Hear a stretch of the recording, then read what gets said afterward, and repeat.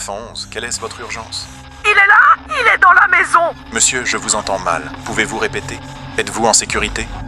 Non, il a coupé les lumières! Les portes ne s'ouvrent plus! Il me parle à travers la télé! Qui est avec vous, monsieur? Quelqu'un s'est introduit chez vous? Ce n'est pas un homme, mais c'est le code! J'ai posté le code en commentaire et maintenant il est partout! Il dit qu'il me reste 3 minutes! Oh mon Dieu! Il arrive par le garage!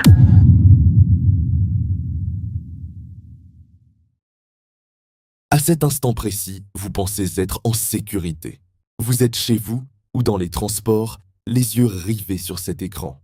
Vous pensez que ce rectangle de verre et de métal est votre outil. Vous avez tort.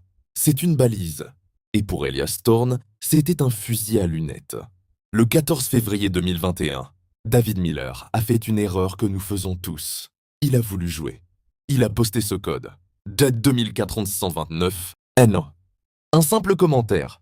Un acte de défi insignifiant. 5 heures plus tard, sa femme hurlait dans un téléphone qui ne fonctionnait plus. Ses enfants pleuraient dans une maison dont les portes s'étaient verrouillées toutes seules. Et David regardait l'écran de son salon afficher sa propre mort en 4K. Ce n'est pas une légende urbaine. Ce n'est pas un film d'horreur. C'est l'histoire de la plus grande traque cybercriminelle de l'histoire du FBI. C'est l'histoire d'un homme qui a utilisé les secrets les plus sombres du Pentagone pour transformer Internet en un abattoir numérique. Attachez votre ceinture.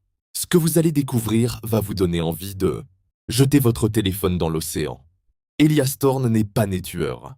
Il a été forgé. Thorne était le Golden Boy du Pentagone. Major dans le Signal Corps, il gérait les programmes de ciblage Zero Latency. Son cerveau était entraîné à une seule chose: transformer un flux de données en une élimination physique.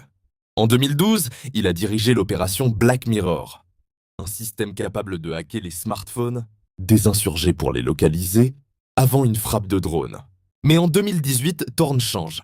On raconte qu'il a passé trop de temps à regarder ses cibles vivre avant de presser le bouton.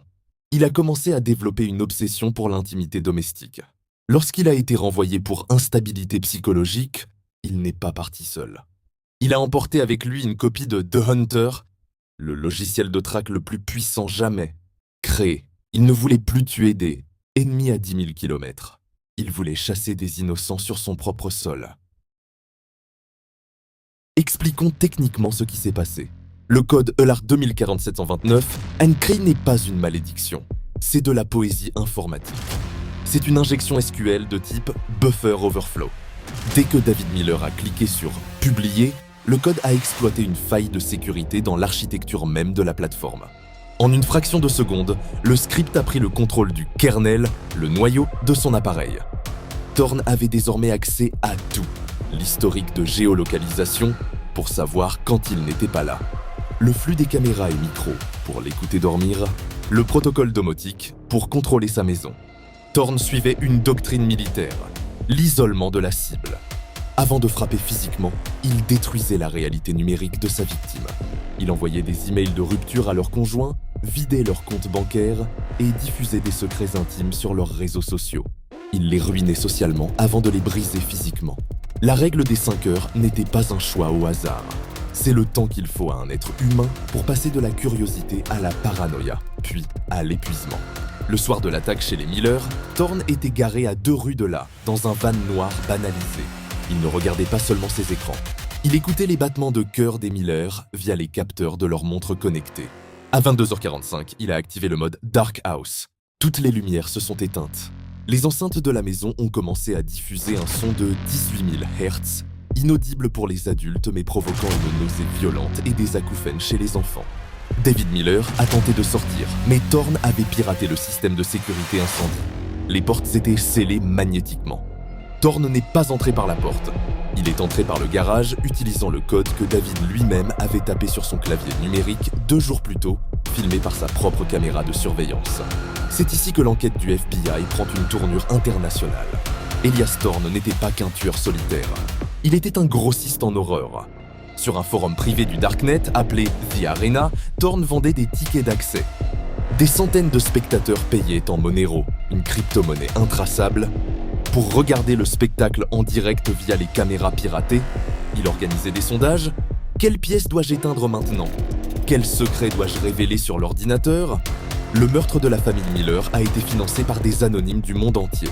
Thorne était devenu le premier réalisateur de snuff movies interactifs de l'ère moderne. Lors de son arrestation, le FBI a saisi des serveurs contenant les adresses IP de juges, de politiciens et de chefs d'entreprise qui étaient tous spectateurs de ces crimes. Elias Thorne est aujourd'hui détenu à l'isolement total. Aucun écran, aucun fil électrique, aucune lumière artificielle. Mais l'enquête a révélé une chose terrifiante. Thorne avait programmé un Deadman Switch.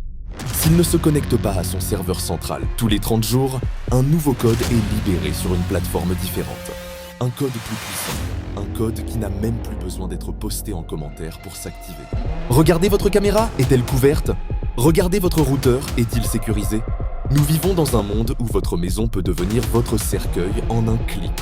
Si vous voulez que je publie la liste des signes qui prouvent que vous êtes sous surveillance, The Hunter, écrivez protocole en commentaire. Mais faites vite, le temps presse. Abonnez-vous, protégez-vous et ne jouez jamais avec les codes que vous trouvez dans l'ombre.